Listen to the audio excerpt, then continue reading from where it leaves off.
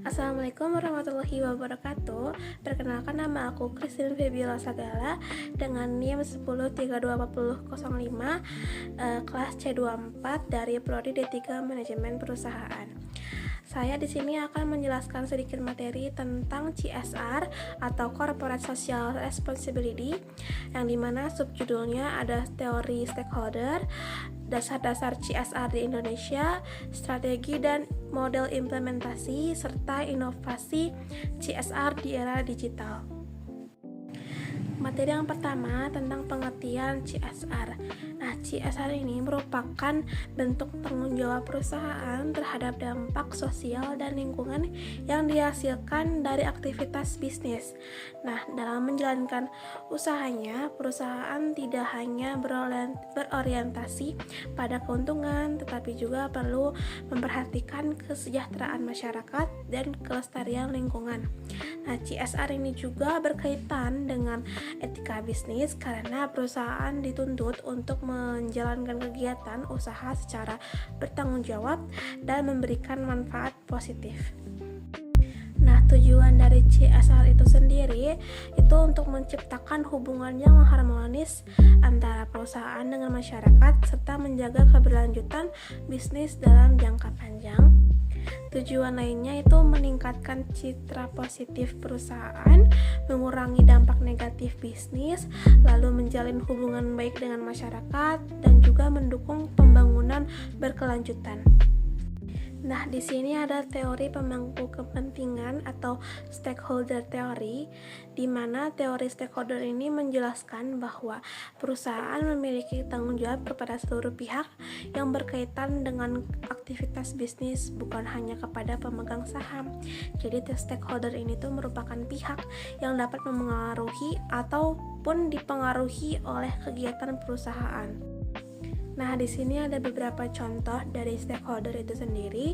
Yang pertama itu pemegang saham, yang kedua karyawan, yang ketiga konsumen, yang keempat supplier, yang kelima pemerintah, yang keenam masyarakat.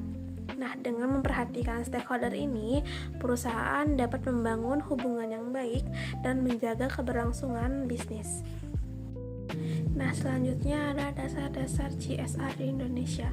Di Indonesia, CSR itu memiliki dasar hukum yang menunjukkan bahwa tanggung jawab sosial merupakan bagian yang penting dalam dunia bisnis.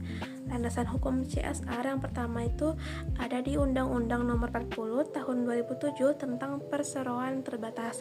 Lalu yang kedua ada di Undang-Undang Nomor 25 Tahun 2007 tentang penanaman modal. Nah, regulasi ini tuh mendorong perusahaan menjalankan bisnis secara etis dan bertanggung jawab. Lalu ada strategi dan model implementasi CSR. Nah, agar si program CSR ini berjalan dengan efektif, perusahaan tuh perlu merancang strategi yang sesuai dengan kebutuhan masyarakat. Nah, ada nih tahapan implementasinya.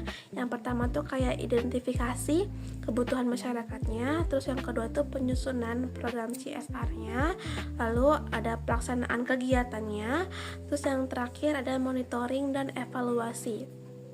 Terus juga ada beberapa model implementasinya. Yang pertama tuh kayak charity, ini tuh kayak bantuan secara langsung. Terus ada filantropi kayak jangka panjangnya. Terus yang terakhir ada kayak community development, ini tuh kayak pemberdayaan masyarakat. Nah, apa sih manfaat dari CSR itu? Yang pertama tuh bagi perusahaan yang udah pasti bikin reputasi perusahaan itu meningkat. Terus yang kedua tuh pasti membuat loyalitas pelanggannya. Terus juga kepercayaan publiknya meningkat juga. Terus juga untuk bagi masyarakat manfaatnya ya yang pasti peningkatan kesejahteraan, terus juga dukungan pendidikan dan kesehatan, yang terakhir tuh lingkungan yang lebih baik. Nah, dengan seiring perkembangan teknologi, ini tuh mendorong perusahaan melakukan inovasi CSR dengan pendekatan yang lebih modern dan efektif. Nah, ada beberapa contoh inovasi digital dari CSR ini. Yang pertama tuh kayak campaign media sosial, terus juga kayak bisa donasi online, lalu bisa webinar edukasi ya, atau juga digital reporting CSR. Nah, digitalisasi ini tuh membantu perusahaan menjangkau masyarakat lebih luas. Nah, kesimpulan dari materi ini tuh corporate social responsibility atau CSR tuh merupakan bentuk penerapan etika dan tanggung jawab sosial perusahaan terhadap masyarakat dan lingkungan. Dengan memahami stakeholder, menjalankan strategi yang tepat, serta memanfaatkan teknologi digital, perusahaan tuh dapat menciptakan bisnis yang berkelanjutan dan memberikan dampak yang positif bagi masyarakat.